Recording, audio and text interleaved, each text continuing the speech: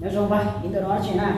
Ôi, tụi nó thấy cô là lúa mình chứ mình chỉ ra Ô lòng ta này thế ạ. lòng thế nào. Giờ thì muốn nhiệt cỡ đây như đó nè. Cô mua thế nào. Cả khe bên nó đây quá thế nào. Chỉ cả giờ khi lần trên này ôi chú tao.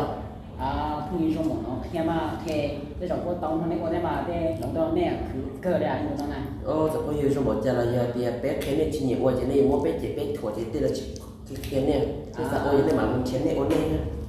Khi mà phụ nữ trong nó nè thầu lúa có kem của nó nè như nó ít tụi nó là lúa là họ chỉ cả khe vô cha mà.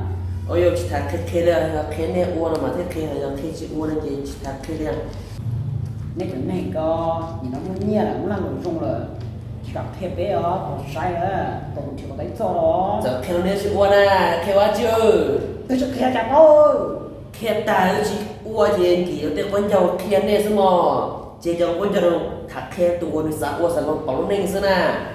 Cái này có sai nè còn của tao là nó cũng muốn nhia đâu tôi cho nó nhiều bỏ nó. Ủa bao nhiêu đấy à? Chỉ có cái lìa sẽ à.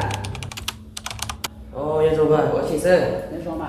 Ôi tụi nó cho nó chia nhau sẽ nhiều mua tế là trong nó sâu nó. Ủa sao thế à? Sắp rồi à, vừa tế sắp rồi à. Đó chỉ là tụi nó có một sẽ chơi có tối cho rồi trong cái sao tôi thật cái nó có sẽ có một nhìn nó cũng ôi thế nào ha. ôi là đó chứ mà. Là luật trừ happiness nó nè. Cũng khử tối nhìn trong cái thế hả? Của tao tiền mà. Ô tiền thế hả? Ô to luôn nào cũng to nhìn sao làm thế hả?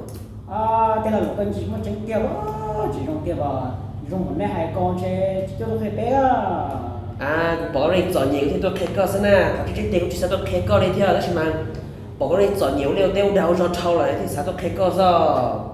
là lửa dùng một nào nên sẽ khe đó thế là lửa con dùng nó thế cái nó cần té xe bây giờ chỉ bao à thế cần nó nhon nè sẽ để chỉ bao à mà Này cần tới xin cho bao tuần tao xem nè, cái lửa này chỉ tao bao nè, bây giờ chỉ tao cần tao còn tao nữa là lửa bé bao nè, cái xe tuần tao bé chỉ bao đó chứ mà bé không muốn nhiều nè nó khó bé tôi khét nên chỉ là khó bé là sao khét nè bé khét này vì thì bé bỏ cái nên chọn nhiều trâu là bé nè bé lưu nè ở đây không có cái chấp là nè bé mày là tôi khét nè xem nè có chuyện gì bé chỉ là tôi khét nè sao tôi là hay thế nó cần tiền à thế là nó bé bao rong đào thì nó rong của nó nên cho tôi kia bé nè nên ta chỉ cả liền thôi mà cả chi mua đâu cho cả tôi giàu ra nên ta nè mày chi mua thế là nó có tôi chỉ trong bé tôi khai bé chẳng cái tên này nó là chọc qua nè thế có bé bao rong cha nè vì tôi khai bé ở chưa bé ngó mà phải chứ nó mà vì cái nó này thầu bé muốn nông cái lớn là lớn mà do là cho khai bé mà bé nhận chị đó là giờ là muốn nhia là muốn ăn lụa là cho khai bé ta chỉ như thầu